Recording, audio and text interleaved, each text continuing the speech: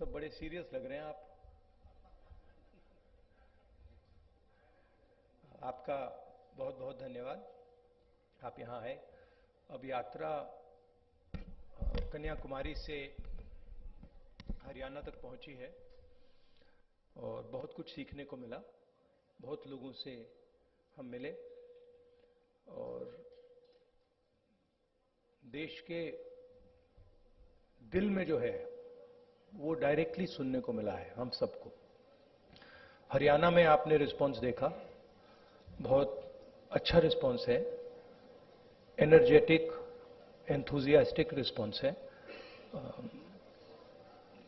शुरुआत की थी तो लोगों ने कहा कि देखिए केरला में जो रिस्पांस मिलेगा, जो केरला में रिस्पांस मिला वो कर्नाटक में नहीं मिलेगा, बीजेपी की स्टेट में नहीं मिलेगा। पता लगा कर्नाटक में केरला से भी बेहतर रिस्पांस। फिर कहा कि भाई साउथ में मिला है, अब जब हम महाराष्ट्र पहुंचेंगे तो रिस्पांस नहीं होगा, महाराष्ट्र में साउथ से भी अच्छा।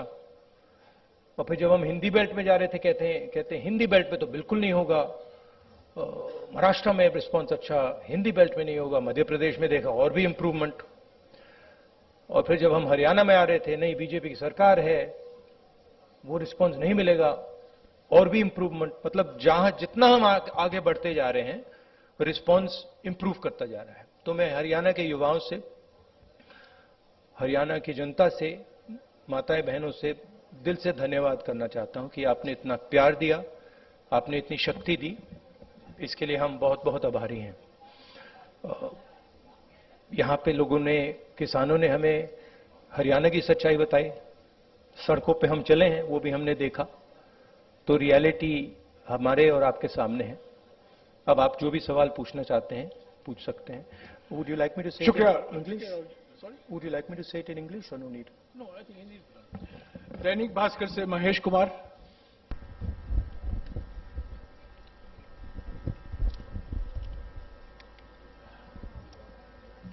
राहुल जी, आपने पानीपत में कहा था मन से। किसमें? मैं महेश कुमार, दैनिक भास्कर से। हाँ, नहीं आपने क्या पानीपत मैं पूरा हरियाणा ही देखता हूं। आपने पानीपत में कहा था कि पानीपत तय करता है कि दिल्ली की सरकार किसकी बनेगी, मन से कहा गया था। लेकिन नहीं, मन से कहा गया था। समझ नहीं आया। रैली सुनाई नहीं, आवाज नहीं आ रही मेरी? ओके, फिर थोड़ा माइक को एडजस्ट कर लीजिए। Just put the mic a bit. आप बोलिए प्लीज। आपने पानीपत में कहा, पानीपत में मन से कहा गया था कि पानीपत तय करता है कि दिल्ली में सरकार किसकी होगी। मैंने कहा पानीपत में मन से कहा गया था।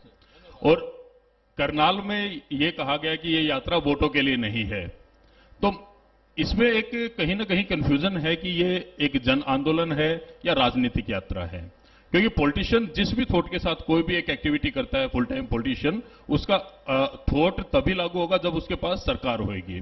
तो एक चीज तो मैं ये जानना चाह रहा हूं कि इस यात्रा को हम जन आंदोलन और राजनीतिक यात्रा के बीच में कहां स्टैंड करा, देखें कहां पे है ये।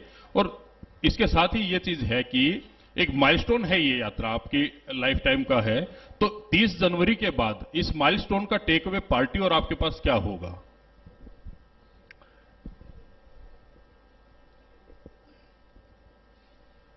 ये जो यात्रा है,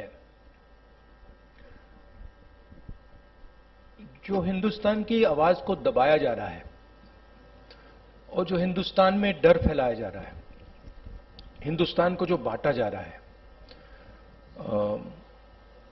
एक जात को दूसरी जात से, एक धर्म को दूसरे धर्म से जो लड़ाया जा रहा है, उसके खिलाफ ये यात्रा है। इस यात्रा का एक और लक्ष्य है और वो मेरा पर्सनल लक्ष्य है, और जो हमारे साथ लोग चल रहे हैं वो उनका भी लक्ष्य है। वो है कि हम इस यात्रा को तपस्या जैसे देख रहे हैं। हम अपने देश से प्यार करते हैं, देश की जनता से प्यार करते हैं, किसानों से, गरीब लोगों से प्यार करते हैं और उनके साथ हम चलना चाहते हैं। तो यात्रा का लक्ष्य पर्सनल है, यात्रा का लक्ष्य देश की जनता को देश की सच्ची आवाज सुनाने का है। अब देखिए, उससे राजनीतिक फायदा हो, नुकसान हो, उसके बारे में मैं नहीं कह सकता हूं, मगर यात्रा का लक्ष्य अवेयरनेस का है। और जो मेन 3 बातें हैं जो हम सब जगह कहते हैं, भारत छोड़ो, डर के खिलाफ खड़े हो, नफरत मत करो, ये एक मुद्दा है। दूसरा मुद्दा, जो हिंदुस्तान में इकोनॉमिक इनइक्वालिटी हो रही है, जो सारा का सारा धन मीडिया, दूसरे इंस्टीट्यूशंस 2, 3, 4 लोगों के हाथ में है, इसके खिलाफ। और उसके जो नतीजे हैं, भयंकर जो अनएम्प्लॉयमेंट हो रहा है, तेजी से जो महंगाई बढ़ रही है, उसके खिलाफ ये यात्रा है। और लोगों को ये मालूम है कि भाई हिंदुस्तान में बेरोजगारी बढ़ रही है तो उसका कारण है कि पूरा का पूरा धन 3, 4, 5 लोगों के हाथ में है, सबको मालूम है। लोगों को यह भी मालूम है कि वो जो धन का कॉन्सेंट्रेशन हो रहा है, पूरा का पूरा पूरी आर्थिक शक्ति जो 3, 4 लोगों के हाथ में जा रही है, उसका नतीजा बेरोजगारी है, उसका नतीजा महंगाई है। लोगों को कनेक्शन मालूम है। तो हम ये बात रखना चाहते हैं और बहुत सक्सेसफुली ये बात यात्रा ने रखी है। इसलिए मैं आपसे कह रहा हूं कि जहां भी हम जा रहे हैं, यात्रा इंप्रूव हो रही है। तो अब ये हमारा लक्ष्य था। दैनिक जागरण से अश्विनी शर्मा। नहीं बताता हूं। देखिए,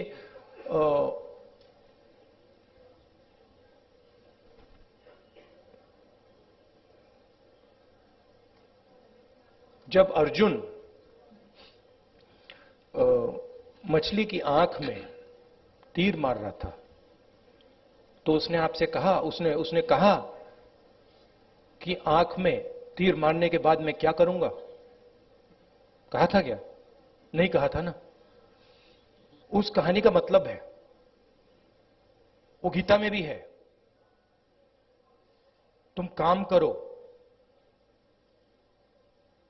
जो होना है होगा, ध्यान काम पे रखो। तो वही थिंकिंग है यात्रा की भी। आपका सवाल अच्छा है।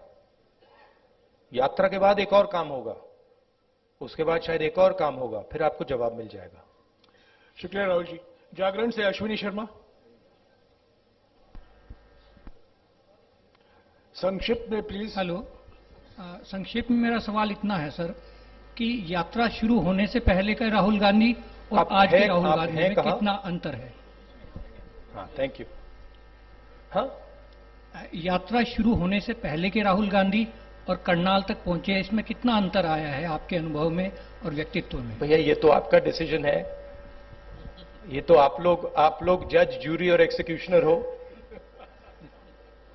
मेरा निर्णय तो नहीं है, मेरा डिसीजन तो नहीं है। तो ये तो आपको डिसाइड करना पड़ेगा, राहुल गांधी क्या है, कौन है, क्या नहीं है, क्या बदलाव आया, क्या बदलाव नहीं आया। उसमें थोड़ी सी सच्चाई आप बोल सकें तो अच्छी बात होगी, और नहीं बोल सकें तो वो भी ठीक है। पंजाब केसरी से मनोज राणा।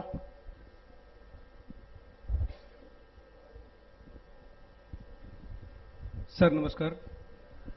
मैं ये जानना चाहता हूं, वैसे हरियाणा की जनता भी जानना चाहती है कि आगामी विधानसभा चुनाव में सीएम का चेहरा कौन रहेंगे कांग्रेस की तरफ से, क्योंकि भाजपा का तो उन्होंने क्लियर कर रखा है लगभग। हाँ जी, देखिए, मैंने प्रेस कॉन्फ्रेंसेस में 3-4 बार कहा है कि हमारा लक्ष्य यात्रा का है, और आप लोग डाइवर्ट करने की कोशिश करते हो। पता नहीं, आप यात्रा को दिखाते ही नहीं हो। आपको कहा गया है कि भाई यात्रा को दिखाओ मत। सोशल मीडिया में मतलब बवाल मचा हुआ है, तूफान आया हुआ है, मगर नेशनल मीडिया में कुछ नहीं दिखाया जाता। और फिर आप प्रेस कॉन्फ्रेंस में आते हो, कहते हो भैया चलो एक डिस्ट्रैक्शन मारते हैं, सीएम कौन होगा, पीएम कौन होगा, अगला सवाल आएगा पीएम कौन होगा, देख लेना आएगा, पक्का आएगा कि डिस्ट्रैक्ट करना है भैया, सीएम कौन होगा, पीएम कौन होगा, फिर उसके बाद आएगा सवाल ऑपोजिशन यूनिटी नहीं है, वो भी आएगा। तो आप करिए जो आपको करना है, मुझे भी करना है काम। Thank you. अमर उजाला से सेवा सिंह। अब भैया पीएम वाला पूछिए, वो 3 है आपके, वो हर प्रेस कॉन्फ्रेंस में आते हैं, सीएम कौन, पीएम कौन। अमर उजाला से सेवा सिंह। राहुल जी नमस्कार। कहाँ है? हाँ हाँ जी, सॉरी।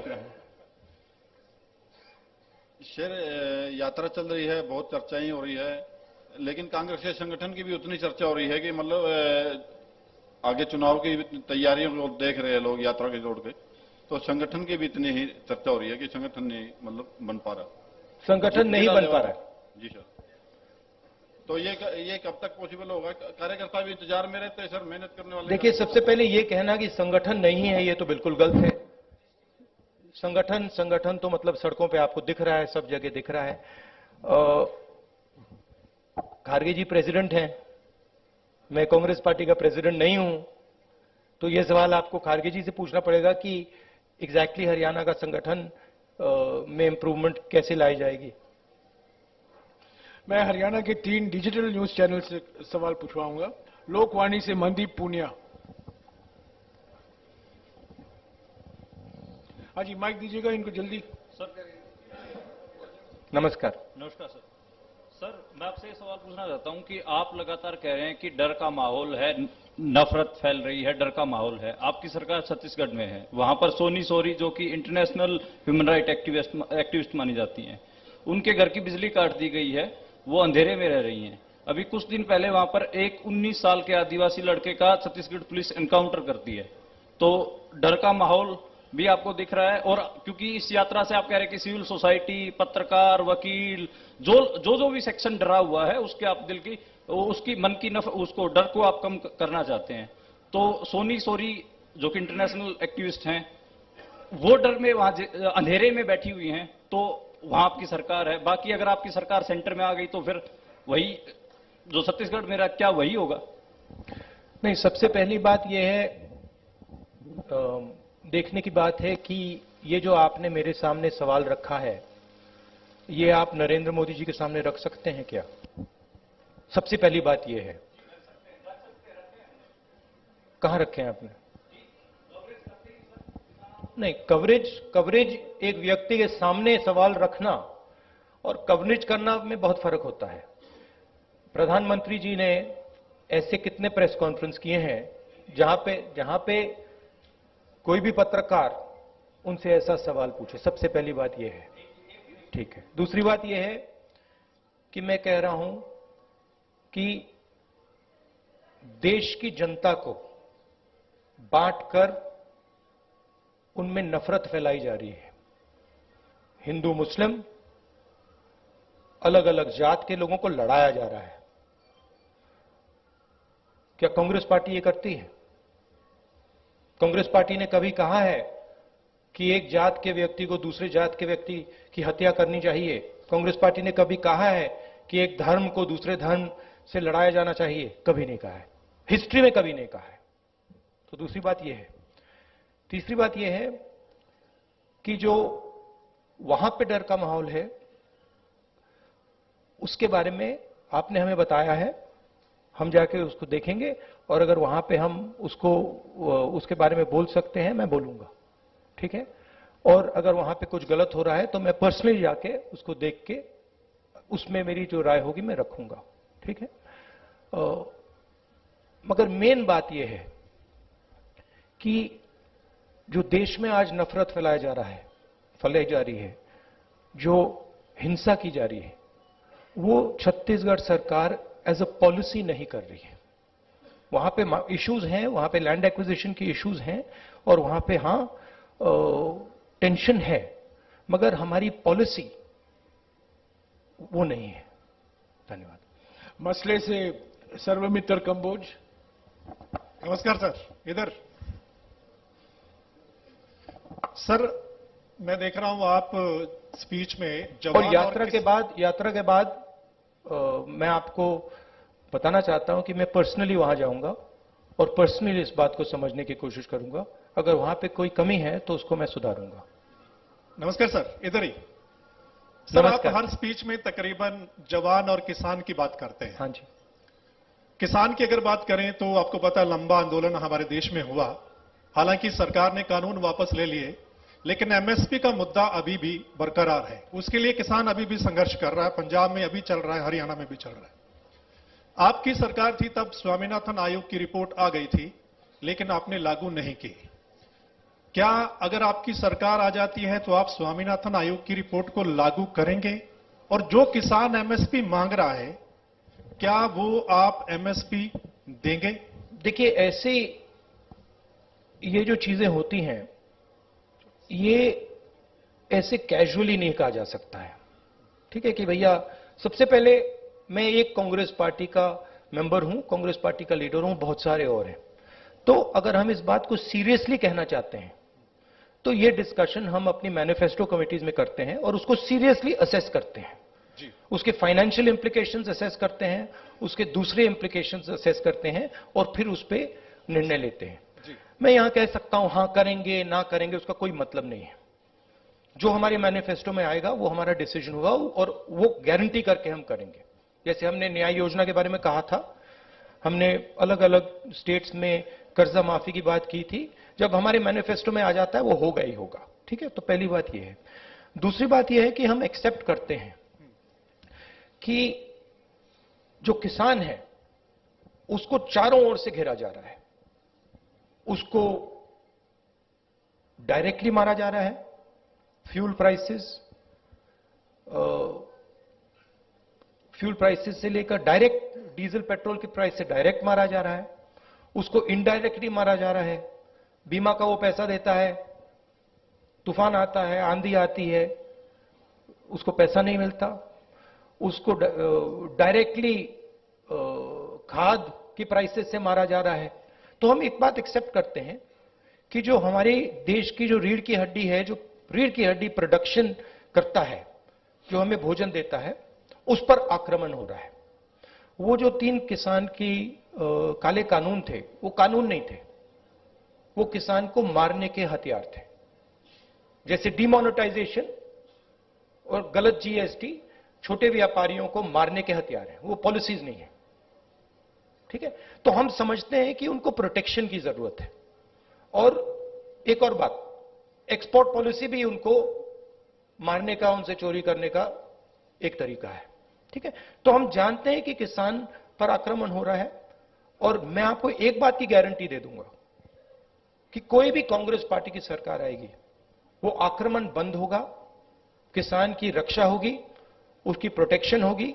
और अगर हम अरबपतियों का लाखों करोड़ रुपए कर्जा माफ कर सकते हैं तो हम किसानों की भी मदद कर सकते हैं।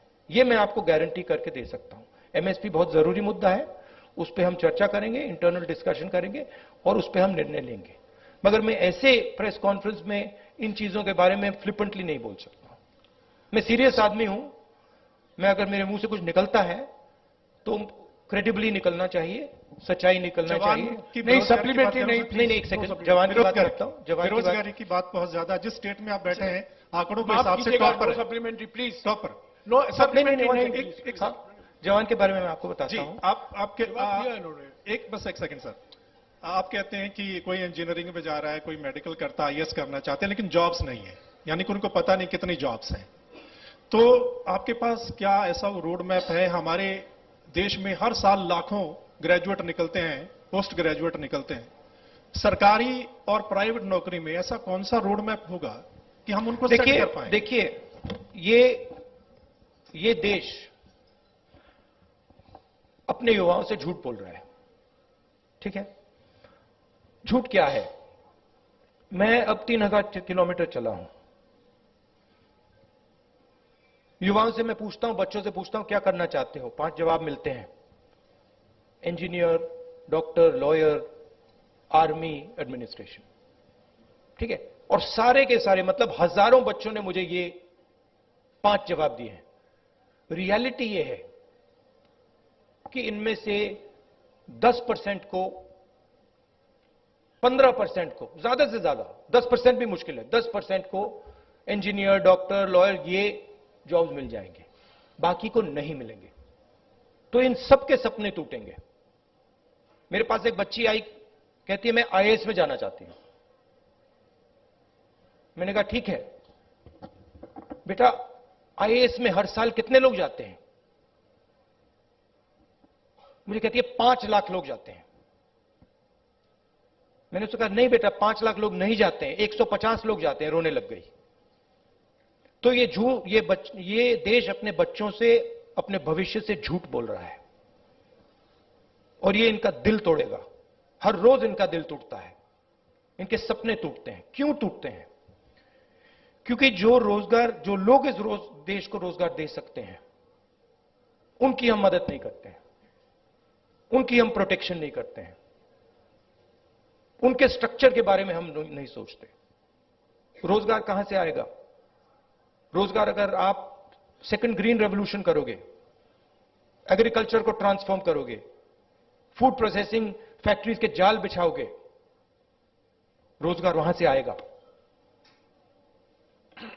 करोड़ों लोगों को रोजगार मिल सकता है और रिस्पेक्टेबल रोजगार मिल सकता है।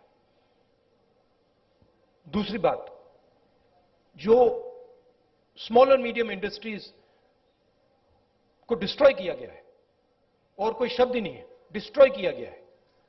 जीएसटी, डिमोनेटाइजेशन और कोविड के समय जो किया, वो दूसरे लोग हैं जो रोजगार दे सकते हैं, करोड़ों लोगों को रोजगार दे सकते हैं। मैं आपसे सवाल पूछना चाहता हूं, आप मुझे वो नाम बता दीजिए जो छोटी कंपनी चलाता हो, स्मॉल और मीडियम साइज इंडस्ट्री चलाता हो, जो आज लाखों करोड़ का मालिक हो गया है। नाम बता दो मुझे। आप ये होंडा गाड़ी चलाते हैं, इसका मालिक मैकेनिक था। ये टोयोटा गाड़ी चलाते हैं, इसका मालिक मैकेनिक था। आप मुझे मैकेनिक का नाम दे दो जो इस देश में बड़ा उद्योगपति बन गया है, बताओ। नहीं है। तो जो रोजगार दे सकते हैं, जो सपने पूरे कर सकते हैं, उनकी हत्या हो रही है। तो रोड मैप क्या है? रोड मैप यह है कि जो स्मॉल और मीडियम इंडस्ट्री की बेस है हिंदुस्तान की, उसको प्रोटेक्ट करा जाए, उनको फाइनेंस दिया जाए, और ये जो छोटे छोटे बिजनेसेस हैं, इनको टेक्नोलॉजी के साथ ट्रांसफॉर्म करके इनमें से 5-10% को बड़े बिजनेसेस बना जाए। ये दूसरा रोड मैप है। तीसरा रोड मैप है कि हमारा जो शिक्षा का सिस्टम है, ये सिर्फ 5 चीजें सिखाने की कोशिश कर रहा है, मतलब 5 रास्ते दिखा रहा है। इस देश में लाखों रास्ते हैं। जिस दिन ये देश स्किल्स की रिस्पेक्ट करना शुरू कर जाए, उस दिन ये देश सच्चा सुपर पावर बन जाएगा। उस दिन तक ये सब खोखला है। इस देश में स्किल्स जो होती हैं, चाहे वो बढ़ई की हो, चाहे वो मैकेनिक की हो, किसी की भी हो, चाहे वो किसान की हो, उसकी कोई इज्जत नहीं करता है, उसका मजाक उड़ाते हैं, देखो ये क्या कर रहा है। जिस दिन वो हो जाएगा, उस दिन ये देश चाइना का मुकाबला कर जाएगा और यहां पे made in India, made in India, made in India सब जगह दिखना शुरू हो जाएगा। वो रोड मैप है। धन्यवाद। शुक्रिया राहुल जी। हमारे पास सिर्फ 10-12 मिनट है। सवाल संक्षिप्त में कीजिएगा और फिर से गुजारिश करूंगा सप्लीमेंट्री मत पूछिएगा प्लीज। ये रैपिड फायर होना है। कई लोग को मौका देना चाहता हूं मैं। सत्य खबर से सत्य सिंह। सर नमस्ते।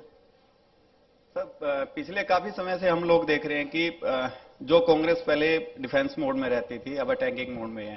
हर जगह पे जवाब दिया जा रहा है। आपकी टीम ये अच्छा काम कर रही है, पर मैं हरियाणा के संदर्भ में आपसे एक सवाल करना चाहता हूं और वो सेंटर से ही सवाल रहता है। अभी पीछे राज्यसभा का चुनाव था, अजय माकन जी ने चुनाव लड़ा था।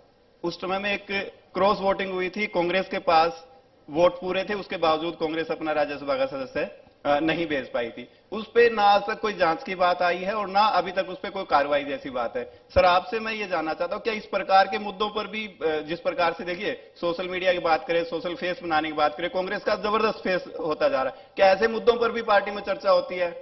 Distraction attempt number 2। देखिए, ये ऑर्गेनाइजेशनल मामला है। यहां पे पीसीसी प्रेसिडेंट बैठे हैं, खारगे जी प्रेसिडेंट हैं, ये आप उनसे पूछिए, इनसे पूछिए। मेरा लक्ष्य क्लियर है, जो देश की आवाज है उसको सामने लाने का। अच्छा अटेम्प्ट था, मैं कहूं कि उससे अच्छा था, ज्यादा सोफिस्टिकेटेड था, मगर मैं डिस्ट्रैक्ट नहीं होऊंगा। Thank you. शुक्रिया राहुल जी। टोटल टीवी से प्रदीप। नमस्कार राहुल जी, धन्यवाद। नहीं, एक और बात जो आपने कहा, नहीं, एक बात आपने कही जिसका मैं जवाब देना चाहता हूं। आप बैठ सकते हैं। ये कांग्रेस का प्रेस कॉन्फ्रेंस है, बीजेपी का नहीं है, आरएसएस का नहीं है। राहुल जी, समय की पाबंदी भी है। नहीं, मगर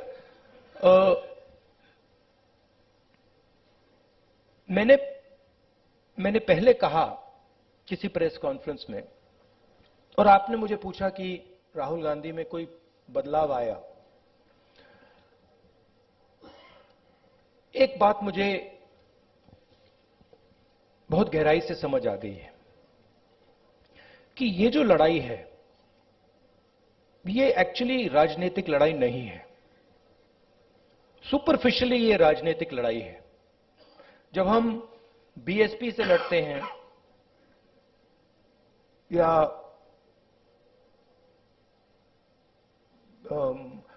टीआरएस से हमारा चुनाव होता है, तो वो राजनीतिक लड़ाई होती है। मगर अब देश में एक चेंज आ गया है। जब से आरएसएस ने इस देश की जो इंस्टीट्यूशंस हैं उनको पकड़ा है, उस दिन से ये लड़ाई राजनीतिक नहीं रही। इसका ये अब दूसरी लड़ाई हो गई है। उसको आप विचारधारा की लड़ाई कह दीजिए, उसको आप धर्म की लड़ाई कह दीजिए, उसको आप कोई भी फ्रेमवर्क दे सकते हैं, मगर वो राजनीतिक लड़ाई नहीं है।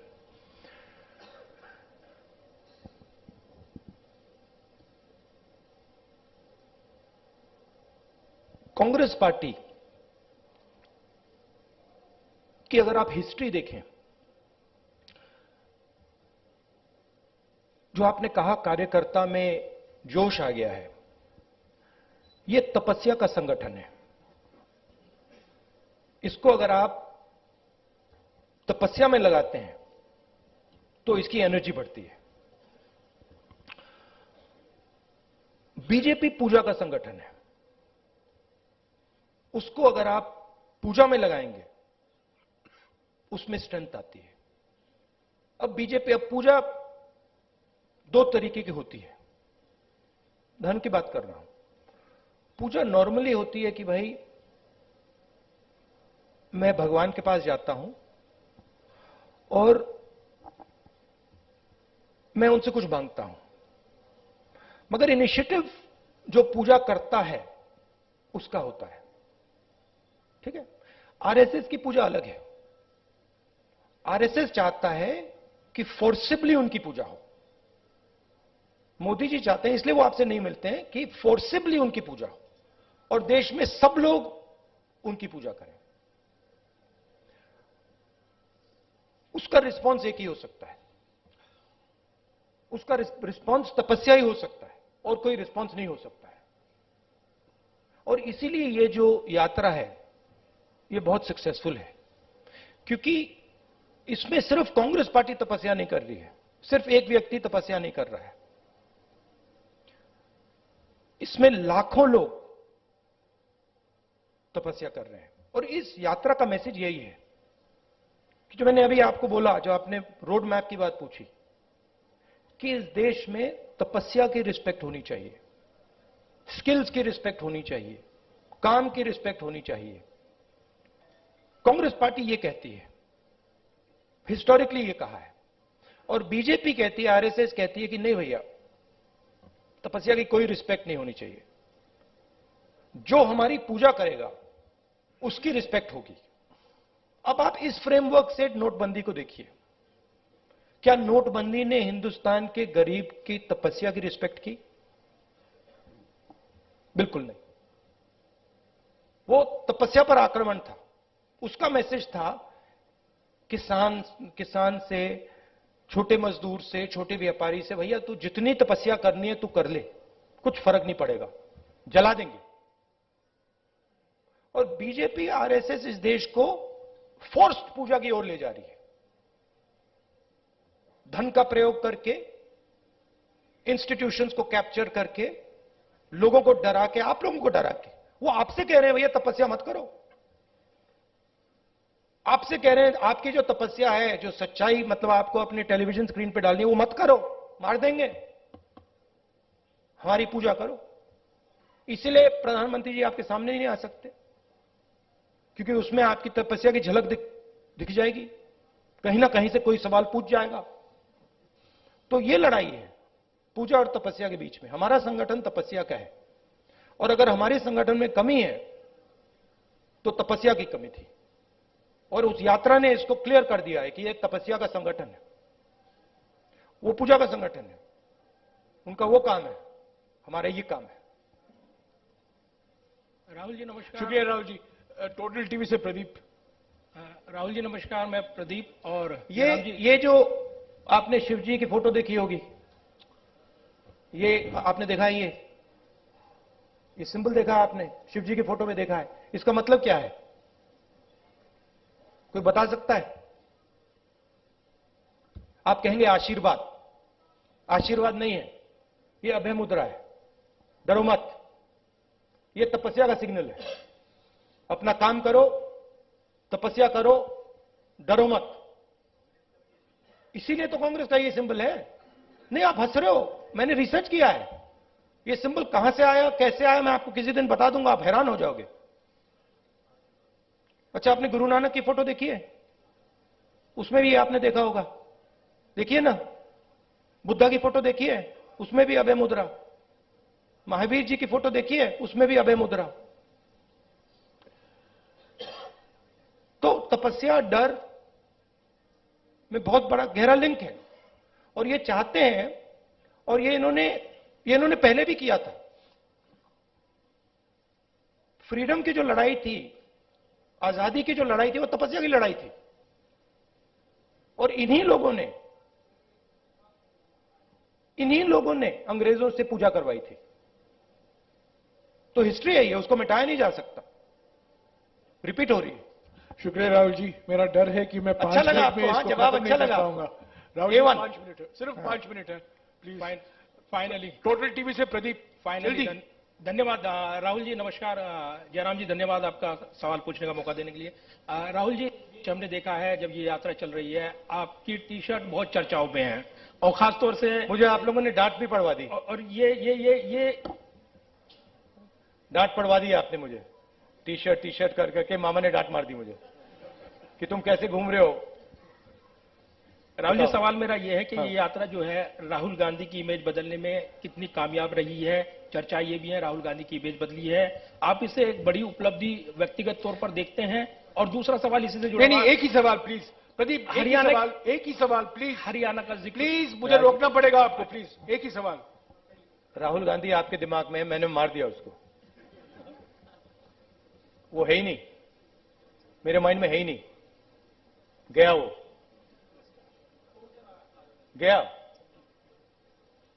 जिस व्यक्ति को आप देख रहे हो वो राहुल गांधी नहीं है, वो आपको दिख रहा है। बात नहीं समझे आप? हिंदू धर्म को पढ़ो थोड़ा, शिव जी को पढ़ो, समझ आ जाएगी बात। ऐसे मत, हैरान मत हो, हैरान मत हो। राहुल गांधी आपके दिमाग में है, मेरे दिमाग में है ही नहीं। राहुल गांधी बीजेपी के दिमाग में है, मेरे दिमाग में है ही नहीं। इतना मतलब हैरान क्यों लग रहे हो आप? शुक्रिया प्रदीप। इमेज का मुझे कुछ लेना देना नहीं है, इमेज में कुछ इंटरेस्ट नहीं है। जो इमेज आप रखना चाहते हो रख दो, अच्छी रखनी है रख दो, खराब रखनी है रख दो, वो आपका है, मेरा नहीं है, कोई फर्क नहीं पड़ता मुझे अपना काम करना है। जनता टीवी से स्पर्श शर्मा। हैरान क्यों लग रहे हो आप? राहुल जी, 2-3 सवाल बाकी हैं, प्लीज इनको ले लीजिएगा। जनता टीवी से स्पर्श शर्मा। सर सामने। सर, मध्य प्रदेश को लेकर आपने कहा था कि जो सरकार है वहां पर बनती हुई नजर आएगी। हरियाणा में आप इतने दिन से घूम रहे हैं, हरियाणा को लेकर असेसमेंट किस तरीके का है आपका सर? प्लस सर, जोशीमठ में जिस तरीके के हालात है सर, उसको लेकर क्या कहेंगे? देखिए, हरियाणा का मैं आपको बता देता हूं, और सिर्फ हरियाणा का नहीं, नॉर्दर्न बेल्ट में एक्चुअली काफी हैरान हुआ कि आप लोगों ने कहा था कि नॉर्दर्न बेल्ट में रिस्पांस अच्छा नहीं आएगा। नॉर्दर्न बेल्ट में सदर्न बेल्ट से अच्छा रिस्पांस आ रहा है। यूपी में आपने देखा, पता नहीं देखा या नहीं, यूपी में, मध्य प्रदेश में, राजस्थान में और हरियाणा में ट्रेमेंडस रिस्पांस है, बहुत अच्छा रिस्पांस है। तो यहां पॉजिटिव ही होगा, कांग्रेस पार्टी की सरकार आएगी विदाउट डाउट। मगर मेरे लिए वो ज्यादा इंपॉर्टेंट नहीं है, फ्रैंकली मैं आपको बताऊं, चाहे वो मध्य प्रदेश की बात हो या हरियाणा की बात हो। मुझे इंटरेस्ट इस बात में है कि कांग्रेस पार्टी की कैसी सरकार आएगी, और मैं उस बात को गारंटी करना चाहता हूं कि कांग्रेस पार्टी की सरकार हरियाणा में आए, मध्य प्रदेश में आए, तो वो किसानों की सरकार हो, रिस्पेक्ट की सरकार हो, सब लोगों को सुनने की सरकार हो। मुझे उसमें इंटरेस्ट है, क्योंकि आप सवाल को गलत जगह रोक देते हो। सरकार किसकी आएगी? नहीं, सरकार आने के बाद वो सरकार 5 साल क्या करेगी, उसमें इंटरेस्ट है मुझे। शुक्रिया राहुल जी। आखिरी सवाल इंडिया न्यूज हरियाणा से इशिका ठाकुर। नमस्कार सर, आपने कहा कि अब लड़ाई तपस्या की है, राजनीतिक नहीं, तो क्या अब आप तपस्वी हो गए हैं? नहीं, मैं तपस्वी था, आप भी तपस्वी हैं। ये देश तपस्वियों का देश है। जैसे लोगों ने कहा कि देखो राहुल गांधी कितने किलोमीटर चल गया, लोग ये क्यों नहीं कहते कि देखो किसान कितने किलोमीटर चलता है? हिंदुस्तान का कोई भी किसान नहीं है जो मुझसे ज्यादा नहीं चला है, एक नहीं है। हिंदुस्तान का ऐसा आप एक मजदूर नहीं मिलेगा आपको जो मुझसे कम चला है। हम ये क्यों नहीं कहते देखो देखो मजदूर कितने किलोमीटर चला है? क्योंकि हम तपस्या की रिस्पेक्ट नहीं करते हैं, मैं करता हूं। तो ये चेंज लाना है, और ये देश तपस्वियों का है, ये देश पुजारियों का नहीं है। रियलिटी इस देश की ये है। और अगर जैसे मैंने कहा इस देश को सुपर पावर बनना है, जो आप कहते रहते हो, तो तपस्वी की रिस्पेक्ट करनी पड़ेगी, उत्पादक की रिस्पेक्ट करनी पड़ेगी, उससे गले मिलना पड़ेगा, बैंक के दरवाजे उसके लिए खोलने पड़ेंगे, उसकी प्रोटेक्शन करनी पड़ेगी। शुक्रिया राहुल जी।